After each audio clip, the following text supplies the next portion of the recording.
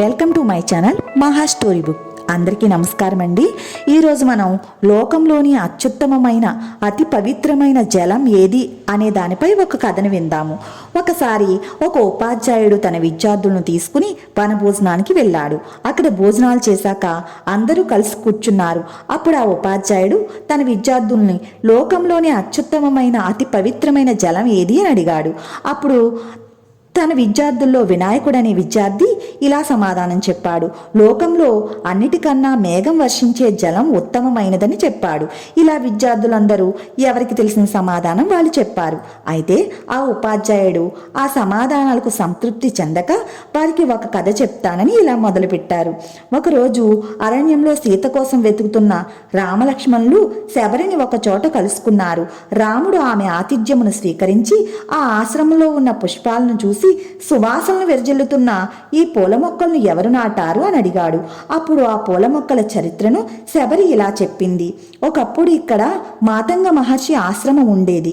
ఆ ఆశ్రమంలో చాలా మంది విద్యార్థులు చదువుకునేవారు. ఒకసారి వర్షాకాలం సమీపిస్తున్నా కూడా వారు ఏ విధమైన వంట చెరుకు ఏర్పాటు చేసుకోలేదు.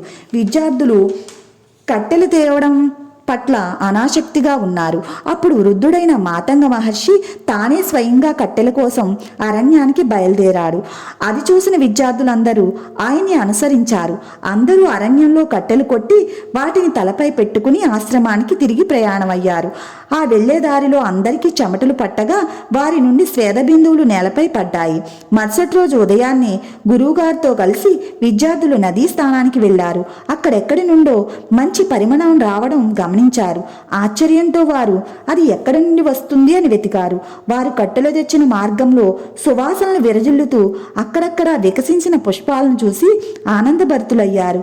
వారు వెంటనే మాతంగ మహర్షికి విషయాన్ని చెప్పారు.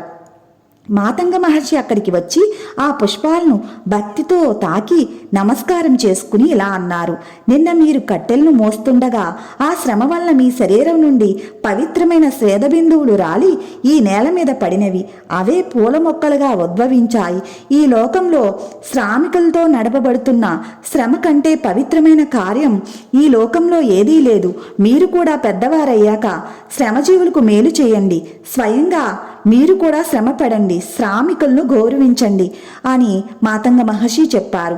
గురువుకు నమస్కరించి, అలాగే గురువుగారు, మేము కూడా శ్రమ పెడతాము, శ్రామికులను గౌరవిస్తాము అని గురువుకు మరోసారి నమస్కరించారు. శబరి నోట ఈ కథ విన్న రామలక్ష్మణులు పుష్పాలకు నమస్కరించారు. కాబట్టి ఈ లోకంలో అన్నిటికంటే ఉత్తమమైనది స్వేదజలం అని ఈ కథ ద్వారా తెలియజేయడం అనేది అని ఉపాధ్యాయుడు తన విద్యార్థులకు ఈ కథను వివరించారు. విన్నారు కదండి. మనం కూడా మాతంగి మహర్షి చెప్పినట్లు శ్రామికులను గౌరవిద్దాం, మనం కూడా శ్రమ పడదాం. ఇదండి ఈరోజు కథ. ఈ వీడియో మీకు నచ్చినట్లయితే లైక్ చేయండి, షేర్ చేయండి, సబ్స్క్రైబ్ చేయండి. ఇక ఉంటానండి.